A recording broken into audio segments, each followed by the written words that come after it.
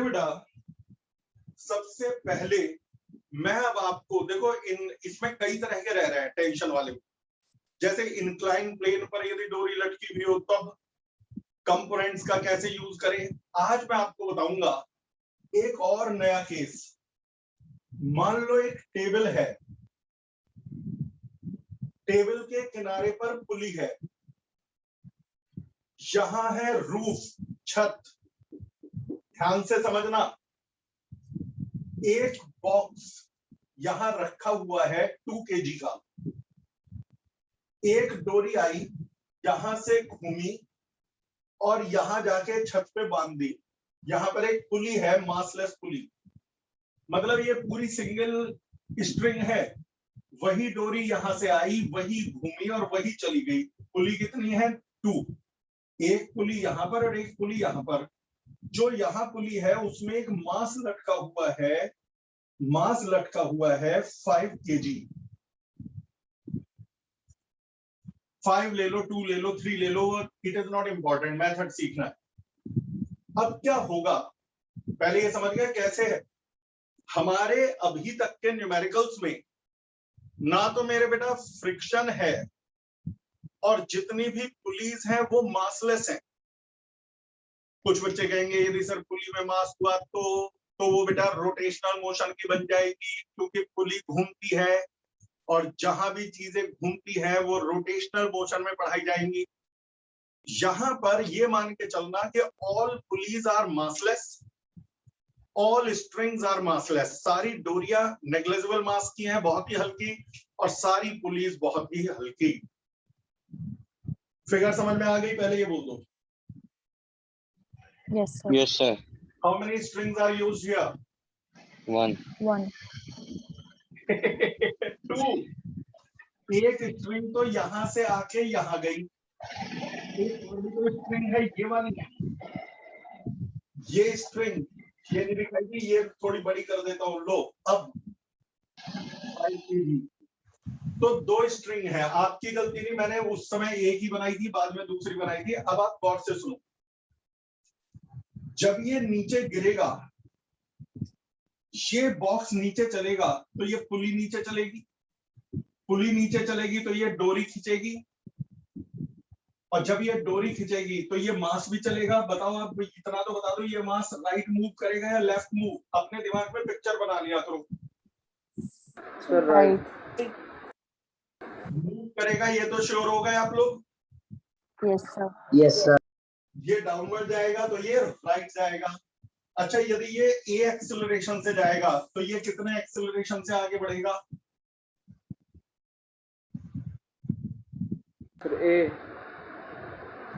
ए या 2a? तो जवाब है 2a। यही चीज पहले समझानी है, फिर न्यूमेरिकल तो आसान है। ध्यान रहे, पुली में मास नहीं है, पुलीज आर मासलेस।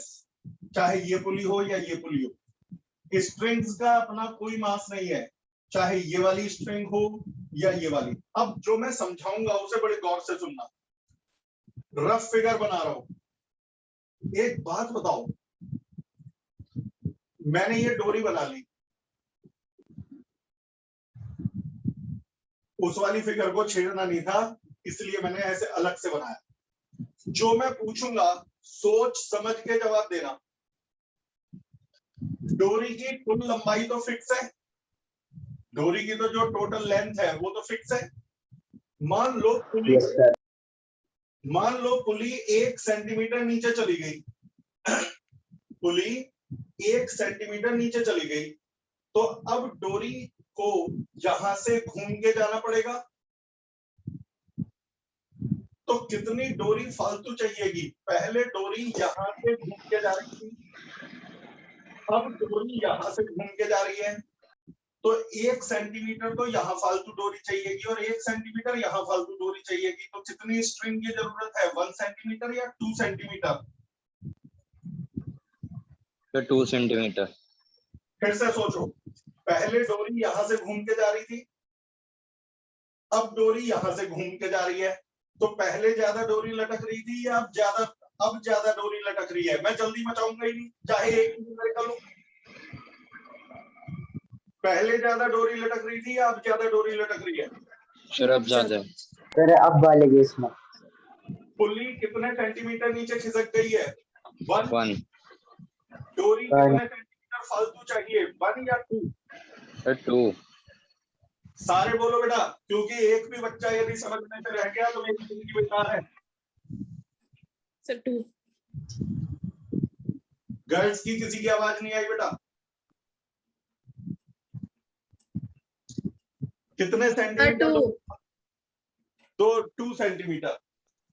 यानी कि जब पुली यहां से यहां पहुंची 1 सेंटीमीटर नीचे तो 2 सेंटीमीटर डोरी फालतू चाहिए।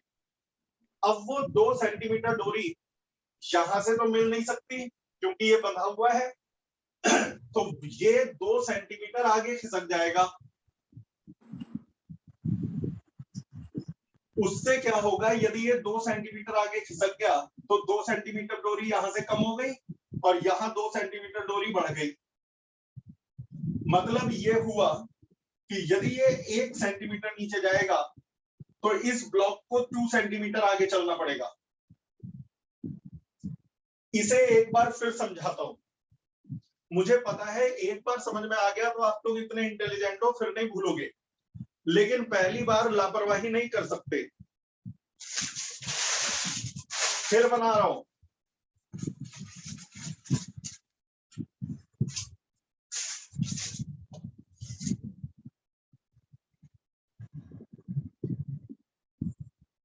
और मेरे बेटा जवाब जरूर देते रहो, क्योंकि आपके जवाब देने से मुझे पता चलता है कि कितनी बार समझाना है। और बताने के लिए तैयार। मान लो, गौर से सुनना, पुली को 2 सेंटीमीटर नीचे खींच दिया।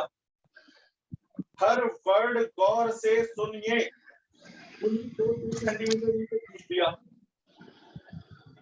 तो अब डोरी यहां से घूम के जाएगी। तो बताओ पहले ज्यादा डोरी मेरी, तो कई बच्चे कहेंगे दोबारा क्यों पूछ रहे हो बेटा, आपका फायदा है, नहीं तो मैं तो कहूंगा हो गया खत्म। पहले ज्यादा डोरी लटक रही थी या अब ज्यादा डोरी लटक रही है? सर अब ज्यादा।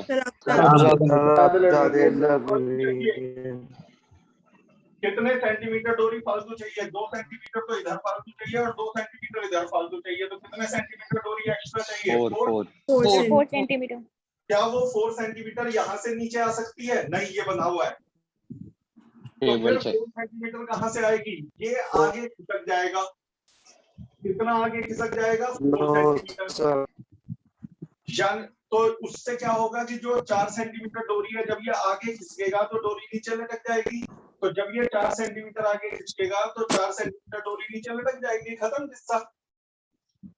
तो आई थिंक समझ गए कि ये चलता है 1 सेंटीमीटर तो ये चलता है 2 सेंटीमीटर, ये चलता है 2 सेंटीमीटर तो ये चलता है 4 सेंटीमीटर।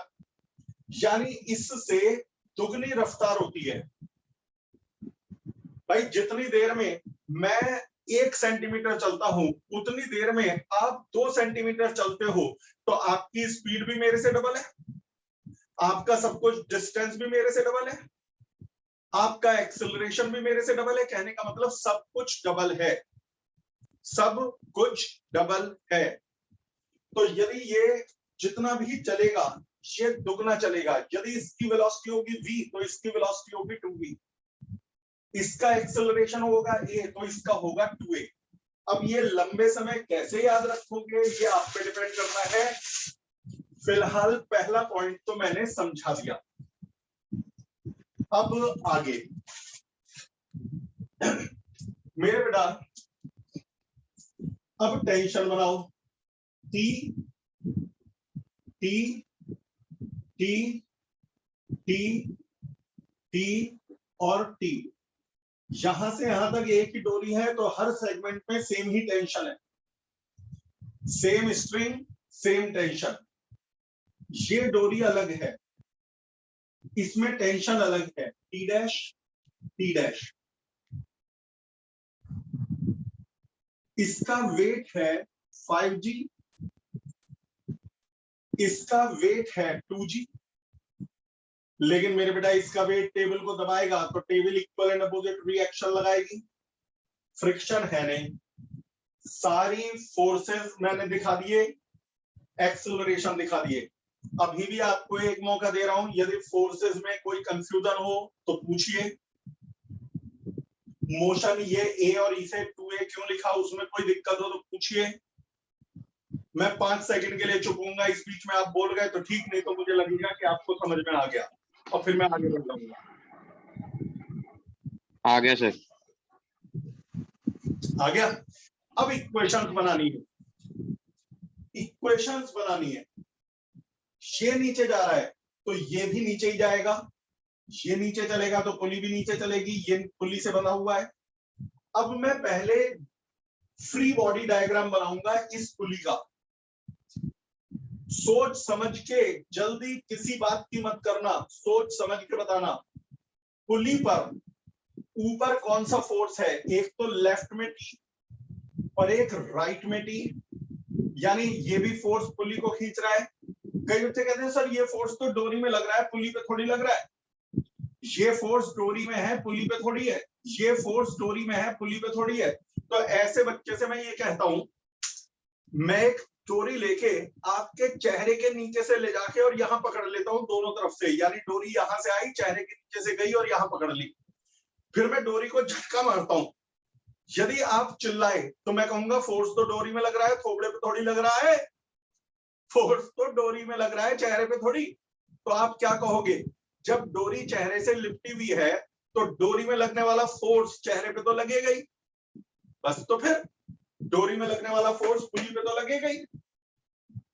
डोरी में लगने वाला फोर्स पुली पे तो लगेगा ही। तो इस पुली पर दो फोर्स है।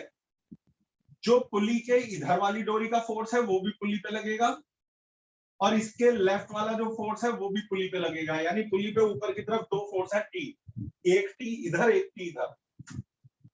पुली पर नीचे की तरफ है टी डैश। तो नेट फोर्स कितना हो गया, तो जवाब है टी डैश माइनस 2t। बेटा नीचे की तरफ है टी डैश, ऊपर की तरफ है एक टी ये, एक टी ये, तो 2t। तो net force T dash minus 2t। Net force होता है मास इनटू एक्सेलरेशन, पुली का मास इनटू पुली का एक्सेलरेशन। लेकिन मैंने कहा था पुली का मास तो 0 है, तो 0 इनटू एक्सेलरेशन। पुली का मास 0 है तो 0 इनटू एक्सेलरेशन, और 0 इनटू एक्सेलरेशन तो 0 ही होता है, तो T dash minus 2t is equal to 0। तो हमें मिल गया T dash is equal to 2t। First equation. जिस जगह पे प्रॉब्लम आए बेटा उसी जगह टोकना है, जिस जगह दिक्कत आए। आज इसी कैटेगरी को कंप्लीट करेंगे, इस तरह का एक और करवाएंगे। अब मेरे बेटा अगले स्टेप में इस बॉडी का फ्री बॉडी डायग्राम मैं नहीं बोलूंगा, आप बोलोगे, क्योंकि इस पे आपको पीएचडी करवा रखी है। बोल दो, खुद ही बोल दो। 5g minus t dash is equals to 5g 5a. minus t dash is equal to 5a. Shortcut में 2t लिख दो, 5g minus 2t is equal to 5a। Yes sir. T dash का मतलब है 2t, तो लिखना था 5g माइनस टी डैश। मैंने टी डैश को 2t लिख दिया, तो 5g minus 2t is equal to 5a। ये है सेकंड इक्वेशन। अब इसकी तीसरी इक्वेशन बनाई जाएगी। इस बॉडी पे देखने में 3 फोर्स है, लेकिन कोई से 2 फोर्स कट गए। वो कौन से 2 फोर्स कट गए वो आप मुझे बताएंगे, equal and opposite forces. Sir r और 2g. R और 2g कट गए सर। तो फिर कौन सा फोर्स अकेला बचा, t. Sir t। तो इस पे फोर्स है टी, और फोर्स होता है मास इनटू एक्सेलरेशन। मास है 2 और ध्यान से एक्सेलरेशन है 2a। यहां बच्चे बहुत गड़बड़ करते हैं। एक्सेलरेशन है 2a,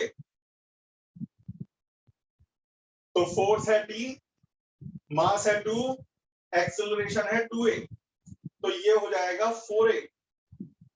इक्वेशन नंबर 3। अब इन दोनों को सॉल्व करके आंसर आ जाएगा। साइमल्टेनियसली सॉल्व करना है। एक तो g को 10 मान लेता हूं मैं, तो 5g हो गया 50। सर बोलो बेटा। सर एक बार sir t is equal to 4a वाला दोबारा बताना। आप ये बताओ नेट फोर्स इस पे कितना है, जो मैं पूछूं वो आप बताते रहो तभी समझोगे। नेट फोर्स कितना है? Sir T। और फोर्स होता है mass into acceleration. Yes sir. Mass कितना है बेटा, आप ही बोलो इसका। सर 2। और एक्सीलरेशन कितना है? 2 है। ओ हाँ सर 4 है, आगे से कोई बात नहीं, हो जाता है। जब हम छोटे थे, हम तो आज बड़ी बड़ी बातें करते हैं, जब हम छोटे थे तो क्या हमसे नहीं होता था? हमसे भी होता था, हो जाता है। तो ये हो जाएगा 4a।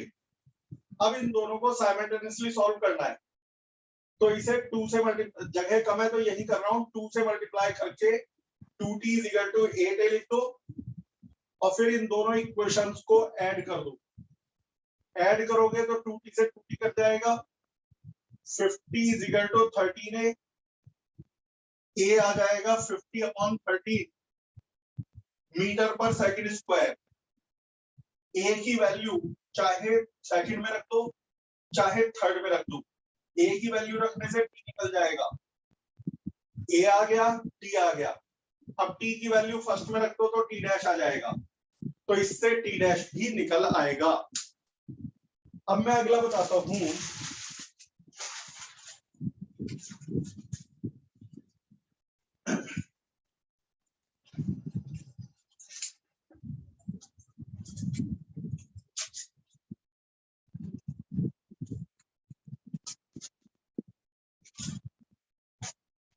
मेरे बेटा इस तरह के, अब इस वाले को ना, इस वीडियो को एक बार तो दोबारा देखना बेटा, बजाय सेम क्वेश्चन मैं रिपीट करूं, आप एक बार और देख लेना। मैं एक कैटेगरी और करा रहा हूं।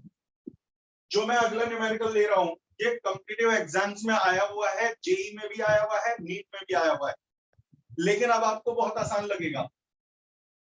एक जहां पर वुडन प्लैंक है, वुडन प्लैंक जिसके ऊपर है पुली। अब की बार पुली मासलेस नहीं है, पुली का मास है कैपिटल M। यहां से एक डोरी आई और वो इसके ऊपर से घूम के लटक गई, नीचे मास लटक रहा है स्मॉल m। तो वो पूछ रहे हैं वुडन प्लैंक, गौर से सुनना, वुडन प्लैंक ये वाला वुडन प्लैंक इस पुली पर कितना फोर्स लगाएगा? वुडन प्लैंक पुली पर कितना फोर्स लगाएगा? वुडन प्लैंक पुली पर कितना फोर्स लगाएगा? एक तो ये क्वेश्चन है। दूसरा क्वेश्चन है, ग्राउंड पर 2 ब्लॉक रखे हुए हैं, 2 kg 5 kg। यहां पर एक पुली है, ये पुली है, मासलेस पुली है। यहां हमने 60 न्यूटन का फोर्स लगाया। वो पूछ रहे हैं कि यदि मैं पुली को 60 न्यूटन फोर्स से खींचूं तो 2 kg ऊपर उठेगा या 5 kg उठेगा या दोनों उठेंगे या कोई नहीं उठेगा? 2 kg उठेगा या 5 kg उठेगा या दोनों उठेंगे या कोई नहीं उठेगा? ये दोनों कॉम्पिटिटिव एग्जाम्स में आए हुए क्वेश्चंस हैं। सबसे पहले इसे देखो, यहां कहीं भी मोशन नहीं हो रहा है, सब कुछ रुका हुआ है, सब कुछ रेस्ट पर है। सारे फोर्सेस बनाओ, डोरी में tension tension tension full tension. इसका वेट स्मॉल जी स्मॉल एम जी, इसका खुद का वेट कैपिटल एम जी, इसका वेट कैपिटल एम जी। अब जो मैं पूछूंगा जवाब देना, इस बॉडी में क्या कोई मोशन है? तो जवाब है नहीं। क्या ये डाउनवर्ड जा रहा है? नो। या ये अपवर्ड जा रहा है? बिल्कुल नहीं, ये रुका हुआ है। और यदि कोई चीज रुकी होती है तो आमने सामने के फोर्स बराबर होते हैं, तो T = हो गया small m g। First equation. अब मुझे देखना है कि पुली पर कौन कौन से फोर्स लग रहे हैं। पुली पर लेफ्ट साइड में T लग रहा है, फिर वही पहले जो मैंने क्वेश्चन में बताया था कि पुली के ऊपर कई बच्चे कहेंगे डोरी पे लग रहा है, अबे डोरी पुली के टच में है तो पुली पे भी लगेगा। वही एक बार फिर समझा देता हूं। मान लो एक डोरी मैं सिर के ऊपर से यहां ले जाऊं, डोरी यहां से आई, सिर के ऊपर से यहां चली गई। यदि मैं इस डोरी को झटका मारूंगा तो मेरा सिर भी तो खिंचेगा। क्यों खिंचेगा? डोरी में लगने वाला फोर्स मेरे सिर पे लगेगा, तो इस स्ट्रिंग में लगने वाला फोर्स पुली पे लगेगा। तो पुली पर, इस पुली पर लगने वाले फोर्स पहचानने हैं। पुली पर लेफ्ट में लग रहा है टी, पुली पर नीचे लग रहा है ये वाला टी, और पुली पर उसका वेट भी तो एक फोर्स है, तो पुली का वेट भी लग रहा है कैपिटल एम जी। यानी पुली पे लेफ्ट साइड में एक फोर्स लग रहा है टी, और नीचे की तरफ दो फोर्स लग रहे हैं टी और एम जी। तो ये है पुली पे लगने वाले दोनों फोर्स। तो हमें नेट फोर्स निकालना है। नेट फोर्स जिस बच्चे ने वेक्टर करे थे वो समझ गए होंगे, दो वेक्टर का सम। जिन्होंने वेक्टर नहीं करे थे उसे एक स्टेप में दिक्कत आएगी। देखो उसमें मेरी गलती मत निकालना, मेरी कोई गलती नहीं है, आपकी लेट ज्वाइनिंग थी। वेक्टर कराऊंगा क्लास में, दोबारा कराऊंगा, लाइव क्लास में भी कराऊंगा, लेकिन फिलहाल कुछ बच्चों का निकल गया है। तो फिलहाल तुम ये समझ लो, यदि एक फोर्स यहां लगे और एक यहां लगे तो रिजल्टेंट फोर्स कितना होगा? तो रिजल्टेंट फोर्स होगा under root base square plus perpendicular square. ये हाइटनस होता है रिजल्टेंट फोर्स। भाई यदि ये टी प्लस एम जी है और ये टी है, तो ये हाइटनस, ये डायगोनल कितना है? तो जवाब है ये टी, तो सामने वाला भी टी, ये टी तो ये भी टी। तो परपेंडिकुलर है टी प्लस एम जी और बेस है टी, तो हाइटनस कितना होगा? मैं इस वाले ट्रायंगल को देख रहा हूं, परपेंडिकुलर है T plus M G, base है टी, तो हाइटनस कितना होगा? तो जवाब है T square plus T plus M G का होल स्क्वायर। अब टी की वैल्यू स्मॉल एम जी रख दो, टी की वैल्यू स्मॉल एम जी रख दो, तो आंसर आ गया small M G square small M G plus capital M G square. यही आंसर है। अब चाहे कोई चीज कॉमन लेके बाहर लिख दो वो आपकी मतलब, लेकिन वैसे हो गया। एक बार क्विक रिकैप, सिर्फ बच्चों को जिन्होंने वेक्टर नहीं किया उन्हें एक स्टेप में दिक्कत आ सकती है, लेकिन उसमें मेरी कोई गलती नहीं। सबसे पहले अभी एक बार चलो आप ही बताओ, मुझे बताओ इस बॉडी को, फटाफट रेडी हो जाओ, माइक खोल लो। इसे नीचे कौन खींच रहा है? जल्दी बोलो। M G. जी पर कौन खींच रहा है? एम जी टी टी कौन सा बड़ा है या बराबर है? बराबर। बराबर तो T is equal to M G. First equation, इस पर लेफ्ट में कौन सा फोर्स है बड़ा से? टी टी डाउनवर्ड में P या एम जी या T plus M G? T plus M T G. Plus M G. अब ये भी फोर्स पुली पे लग रहा है, ये भी पुली पे लग रहा है, तो उनका रिजल्टेंट फोर्स, जिन्होंने वेक्टर नहीं पढ़े वो समझ लो कि पाइथागोरस से निकाल देना, ये हाइपोटेनस की रिजल्टेंट है। क्यों है उसके लिए वीडियो आपको और आगे देखनी पड़ेगी। तो बेस है वो परपेंडिकुलर है T plus M G, base है T, हाइपोटेनस बताना है तो पाइथागोरस से लगा दिया, पाइथागोरस को लगा करके T की वैल्यू रख दी और आंसर। अब अगला,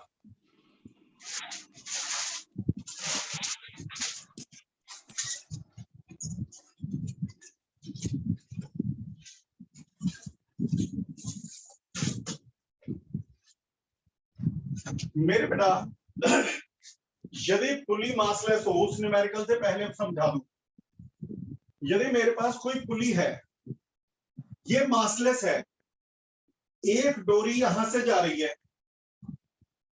ध्यान से सुनना, मैं यदि ऊपर की तरफ 100 न्यूटन फोर्स लगाऊंगा तो इधर 50-50 न्यूटन फोर्स दोनों तरफ लगेगा। क्यों? मैं बताता हूं। मान लो इधर फोर्स है T, इधर फोर्स है T। कई बच्चे कहेंगे दोनों तरफ एक ही क्यों? एक ही डोरी तो घूम के आ रही है, तो यदि इसी डोरी का हिस्सा ये है और उसी का हिस्सा ये है तो दोनों तरफ टेंशन सेम। अब इसकी क्वेश्चन बनाओ, ऊपर खींचने वाला 100, नीचे लाने वाले टी ये 2t, तो 100 minus 2t is the net force. ऊपर खींचने वाला फोर्स कौन सा 100, नीचे लाने वाले t और t यानी 2t, तो नेट फोर्स हो गया 100 माइनस 2t, लेकिन नेट फोर्स होता है m में। अब यदि m ही जीरो है यानी पुली का मास ही जीरो है, तो m में जीरो आएगा। इसे सॉल्व करके t आता है 50 न्यूटन। तो आगे से शॉर्टकट समझ लो, यदि ये 100 है तो इन दोनों डोरियों में 50-50 न्यूटन का फोर्स होगा, यानी इसका आधा आधा। शर्त यह है पुली मस्ट बी मासलेस, पुली में मास नहीं होना चाहिए। अब एक और पूछूं, यदि ये पुली है, ये डोरी है, फटाक से बता देना जिससे मैं वो न्यूमेरिकल कराऊं और आज की लाइव खत्म करूं, फिर वीडियो देखना शुरू करना। वीडियो भेज चुका हूं ऑलरेडी प्लेलिस्ट में। यदि इधर मैं 60 न्यूटन फोर्स लगाऊंगा तो बताओ इसमें और इसमें कितना कितना फोर्स लगेगा, जल्दी से बोलो। 30 न्यूटन। 30 न्यूटन। 30 खत्म। अब मुझे बताने की जरूरत नहीं, सीधे न्यूमेरिकल पे आ जाओ। देखो कितना आसान है। ये बताओ यहाँ पर ऊपर 60 न्यूटन फोर्स लगा हुआ है, तो इन दोनों डोरियों को कौन कौन सा फोर्स खींचेगा, खुद ही बोल दो। 30 न्यूटन। 30 न्यूटन 30 न्यूटन और 30 न्यूटन और 30। इनका वेट कितना है 2g, 2 kg, यानी 20/2g acceleration due to gravity weight, और g को मैंने 10 मान लिया तो 20। इसका वेट कितना है 50 न्यूटन, mg यानी 5g। अब मैं सिर्फ एक बात पूछूंगा और आपसे बात खत्म करवाता हूं। इस बॉडी का वेट है 50 न्यूटन, ऊपर उठाना चाह रहा है 30 न्यूटन, तो क्या ये उठेगी? नहीं। किसी चीज को उठाना है तो वेट से ज्यादा फोर्स लगाना पड़ेगा। वेट उसे नीचे खींच रहा है, मैं ऊपर खींच रहा हूं, तो मेरा फोर्स वेट से बड़ा होगा तभी तो उठेगी। तो बताओ क्या ये ऊपर उठेगा 5 kg वाला? यस। नहीं sir, no sir. No sir, No, ऊपर sir. जाएगा क्या? नहीं। नीचे नहीं, जाएगा? Yes. Yes, sir. नीचे जमीन पे रखा हुआ है, नीचे जा नहीं सकता। अच्छा। मतलब ग्राउंड पे रखा हुआ है ना, तो ऊपर जा नहीं सकता क्योंकि वेट से कम फोर्स है। नीचे जा नहीं सकता क्योंकि जमीन पे रखा हुआ है, तो ये तो रुका ही रहेगा। इसका एक्सेलरेशन 0 होगा।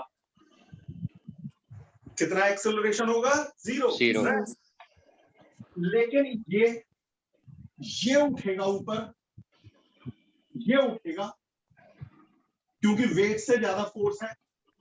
कितने एक्सेलरेशन से उठेगा? तो ऊपर खींच रहा है 30, नीचे रोक रहा है 20, तो नेट फोर्स हो गया 30 माइनस 20, और नेट फोर्स होता है m में। m है 2, एक्सेलरेशन है a, 5 मीटर। तो 10 इज इक्वल टू 2a, तो a is equal to 5 metre per second square. तो हमारा जवाब आ चुका, ये रुका रहेगा और ये 5 मीटर पर सेकंड स्क्वायर से ऊपर उठेगा। आज कई चीजें आप लोगों ने सीखी, इन्हें रिवाइज करिएगा। कल को बैल और बड़ा होगा कंपटीशन की क्लास में। अच्छा, अभी भागना मत, एक बात और बतानी है, रिकॉर्डिंग बंद कर दो।